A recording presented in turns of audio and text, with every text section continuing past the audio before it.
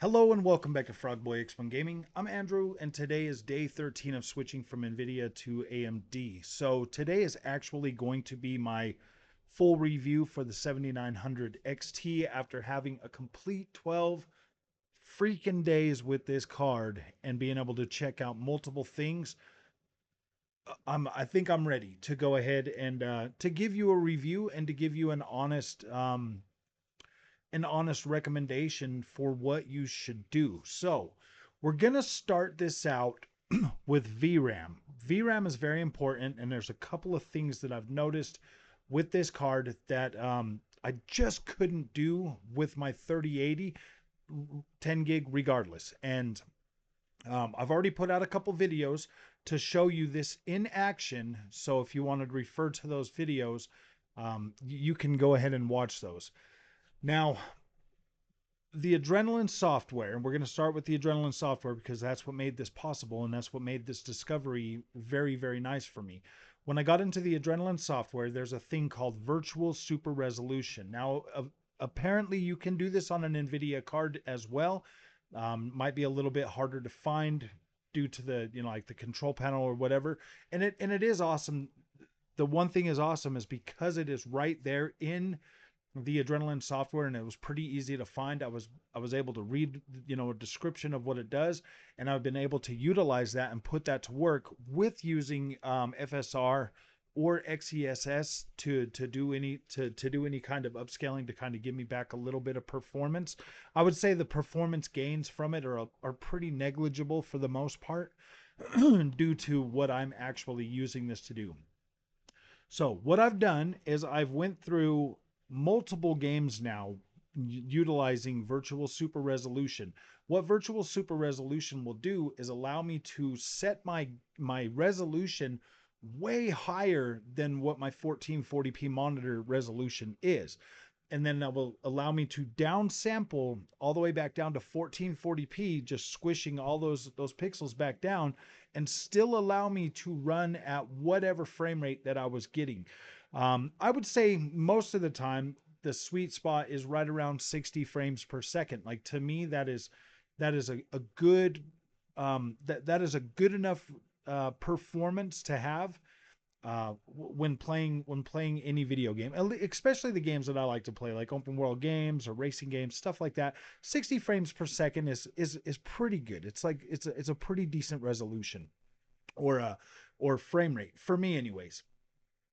I'm not one of them guys that are like, oh my gosh, I gotta have like 300 frames a second. I'm just not that guy. Like, I do still value the overall visual quality of my games a little bit more than the performance. Like, I guess it depends on the game that I'm playing. If I'm playing like a competitive racer or shooter, then I would value frames more. But like a single player open world game or open world racing game, something like that, that's not really that big of an it's frame rate's not as big of an importance. I would much rather have something really pretty to look at. So, is what I've done is I've went through Tomb Raider, Shadow of the Tomb Raider, Assassin's Creed Valhalla, Forza Horizon 5, Need for Speed Unbound, and countless other games that I have, Ghost Recon Breakpoint, and I will set the resolution to 6K.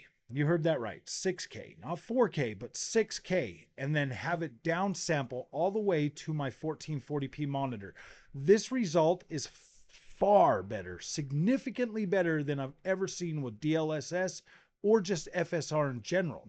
It looks incredible. It's dense, it's packed full of detail, and it looks absolutely incredible. I can't stress that enough. My new thing, honestly, is how far can the newer cards push this? Now, anything other than a 3090, maybe a 4080, maybe your 6950 XT, anything that has over, because like when you start getting in here, you'll start to see like how much VRAM you need to do this. And it does get significantly pretty high. Like my 20 gigs is giving me more than enough to do this and still get a good solid frame rate and everything else. So I mean, like my 3080 10 gig would have never been able to do this. A 3080 12 gig would have never been able to do this. A 4070 Ti would have never been able to do this. 4080 and 6950, any of the 16 gig graphics cards, Some of these games are saying that they need to have 15, 16 gigs, and like the actual usage will be from like 10 to 12 gigs of VRAM actually needed to do the 16K or the 6K or whatever. So it's pretty interesting to see how that would work. And if you have a 4080 or 16 gig card, definitely hit me up in the comments section if you decide to try this, and let me know what your results are. Let me know how you're feeling about it, and if you think that that looks better than DLSS, or used with conjunction with DLSS to be able to still get back frame rate or whatever. Let me know how you feel about that, because me personally, I would much rather have that on my 1440p monitor than trying to go for 4K being just upscaled to 4K. This looks significantly better in my opinion. And I did try this on 4K as well, on the 4K TV, with some of these games with Tomb Raider. It looks even better 6K downscaled to 4K. It does look better, and the higher you go. So technically, if you can get your card to 8K and then downsample it, that would be pretty freaking cool. I think that would look better than DLSS in the long run. So you're going to need the VRAM for that. This is so incredible. I'm serious. Like, this is blowing my mind. Like, literally blowing my mind. Some of these games that I'm looking at that I was running on a 3080. I'm not trying to beat up on the 3080. That was a good card. It did great.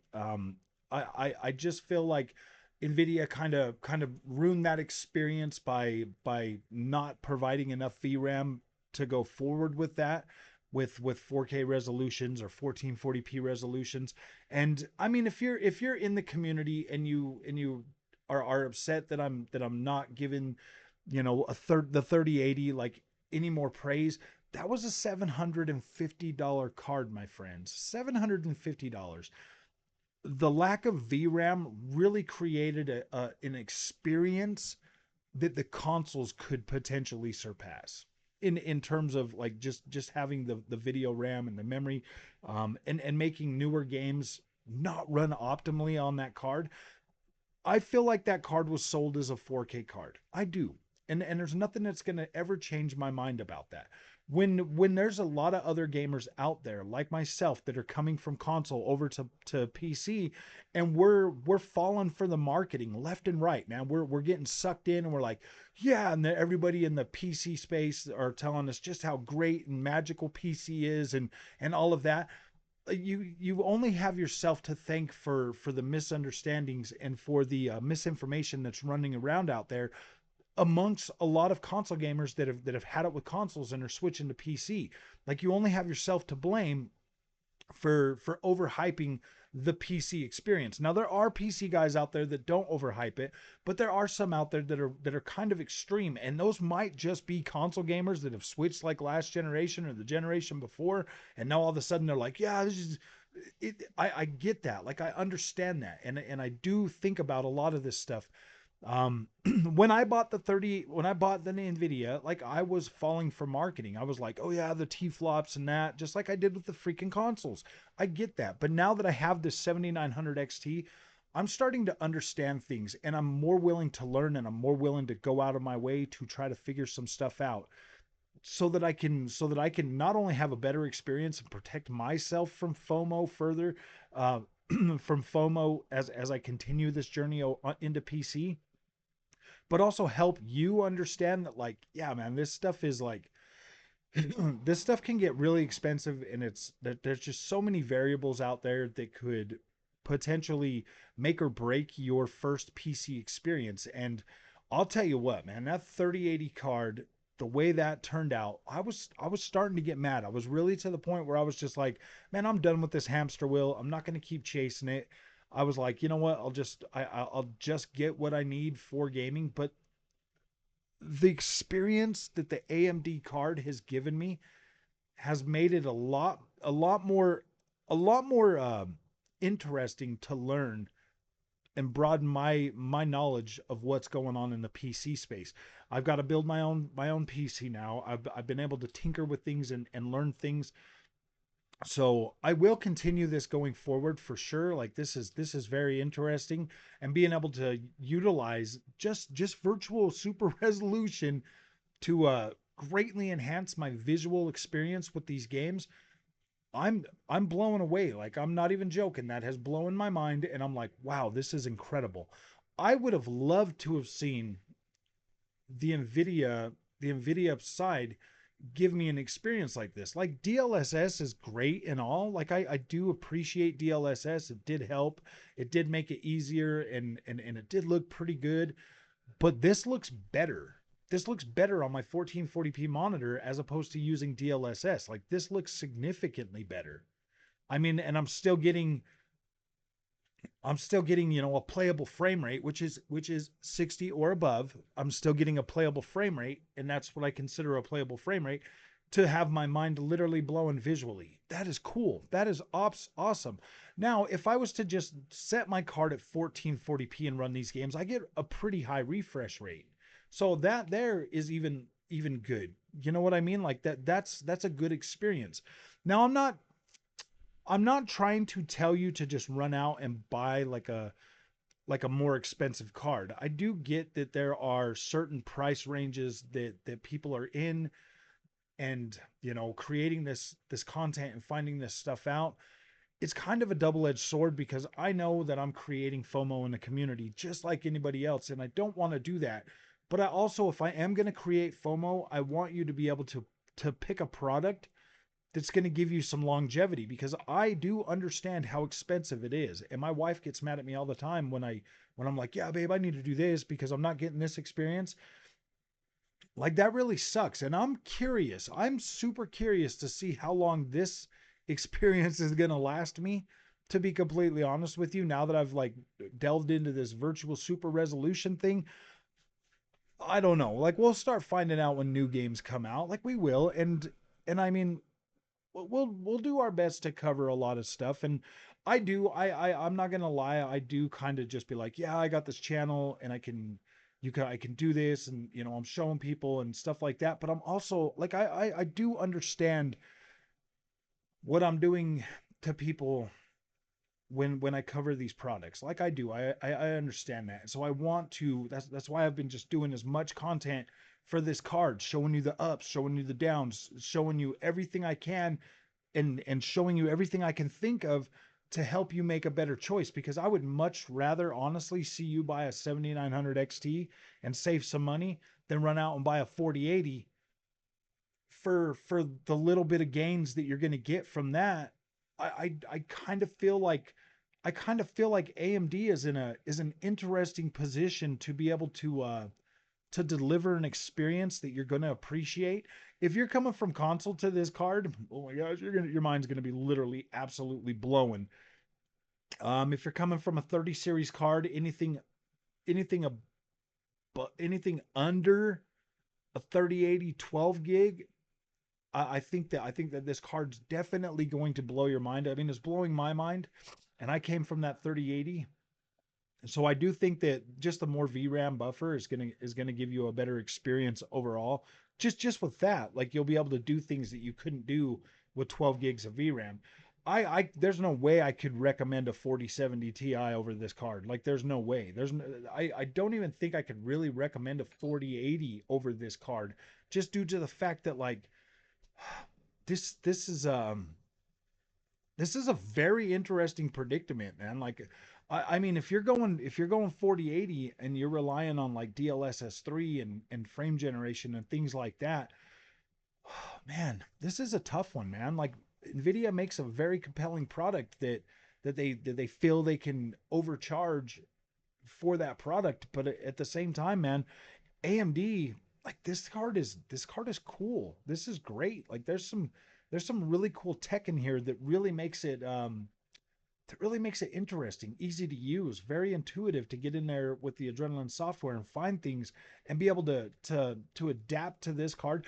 Let's talk about that for a minute. The adaptation to adapt from the 30 from Nvidia to AMD, this has been fairly a fairly streamlined process. Like, it's been very nice to be able to go from that to right into this, and to be able to get things up and running, and to be able to utilize this card a lot more.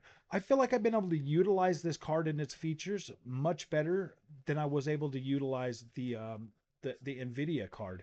I was able to figure out like broadcast. Broadcast is very cool. I like the fact that I could edit out my background and fill it with something else. That was cool. I really did like that. I thought it was great.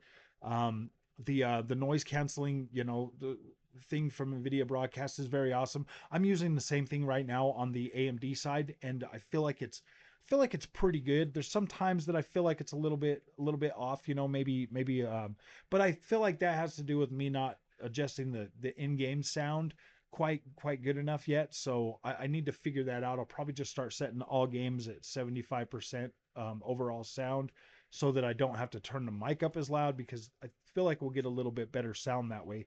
Um, let's see.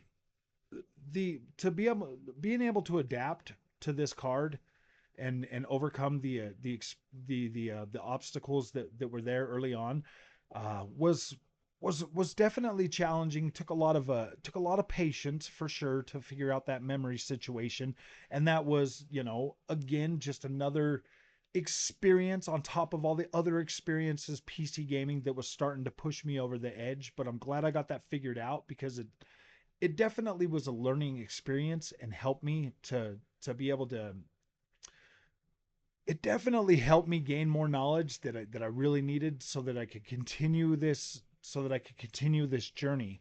Um, I want to talk a little bit about content creation with this card. Being able to utilize the software. Now, getting into being able to Alt R into my Adrenaline software with the game running in the background and having it be so seamless that you don't even see the thing pop up like I used to get with GeForce, the GeForce experience. This is way better. This is way better. I can get in there. Like, I can literally, while I'm playing a game, get in there, Alt R, and I can adjust any setting in the Adrenaline software right there on the fly, play around with my color, set up freaking virtual resolution, any kind of thing that I want to do right from that menu. I can do that without it ever showing you during my recordings at all. I can adjust my mic volume. I can do anything. I can have a camera on there. There's so many different things that I can do, and it's such a seamless experience, and it feels really good. It doesn't feel buggy. It doesn't feel broken. It feels it feels on point. I do like that. There's also another little pop out menu that you can do, that you can pop out up on the corner. You can go in there and you can select things. I think it's the Alt Z tab or something that'll pull that up. Let me see. Yeah, so the Alt Z tab, I can pull that up, and it'll give me like a little sidebar over there on the side that I can do. And whatever screen I'm using, so I'm recording on my smaller monitor, it pops up over there. If I'm playing a game on this one, it'll pop up over here.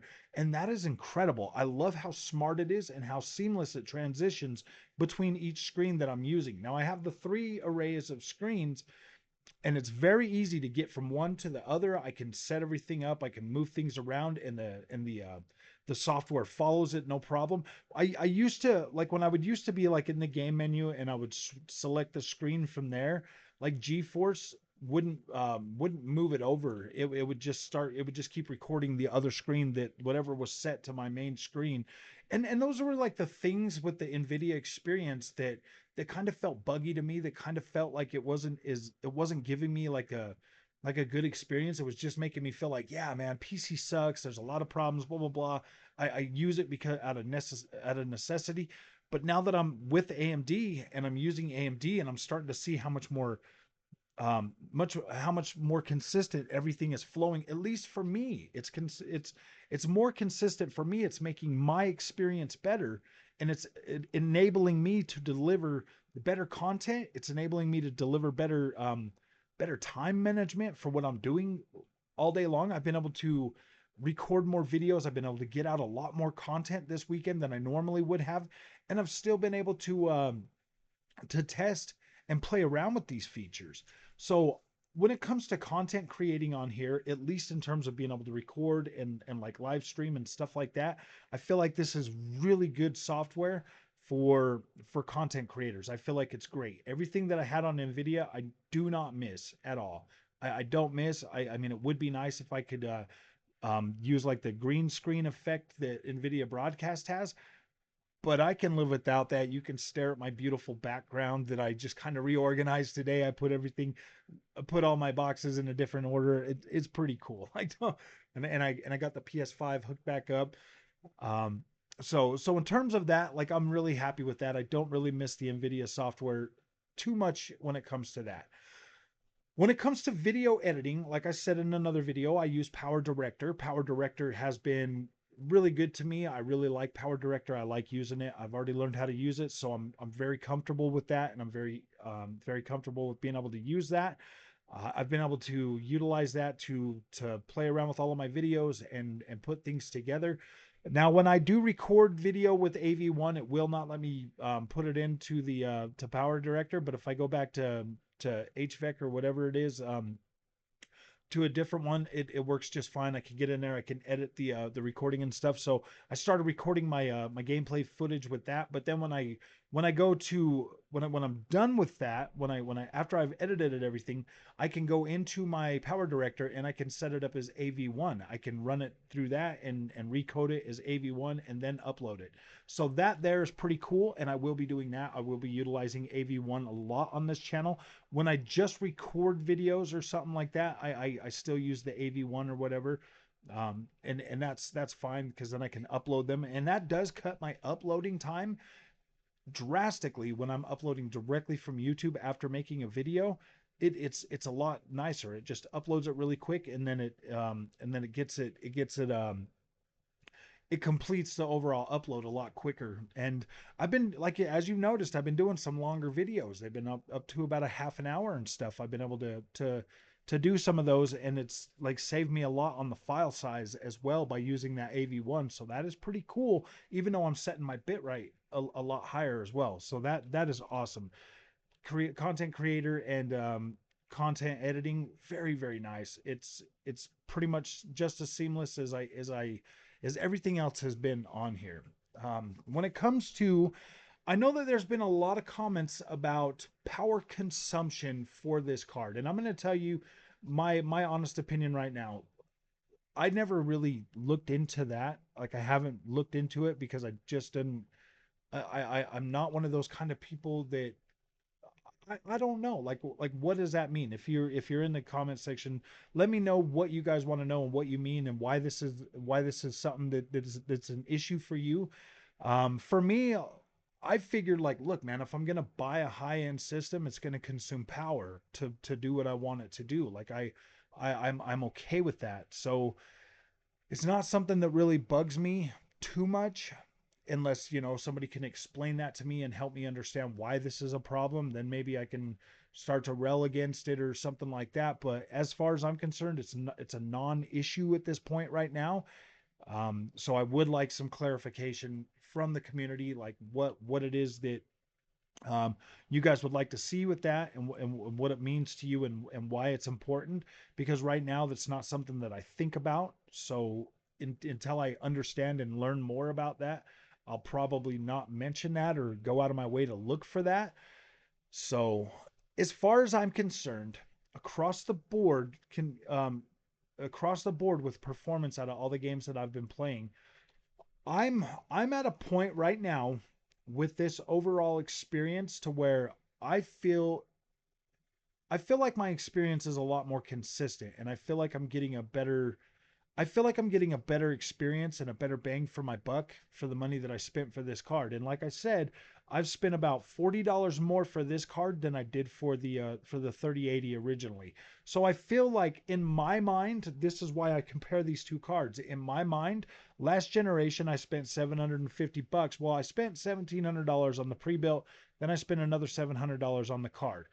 I spent about $1,700 ish for this whole build to build this. So I spent about the same amount of money generation to generation, and I got way more bang for my buck this time than I did with going with Nvidia.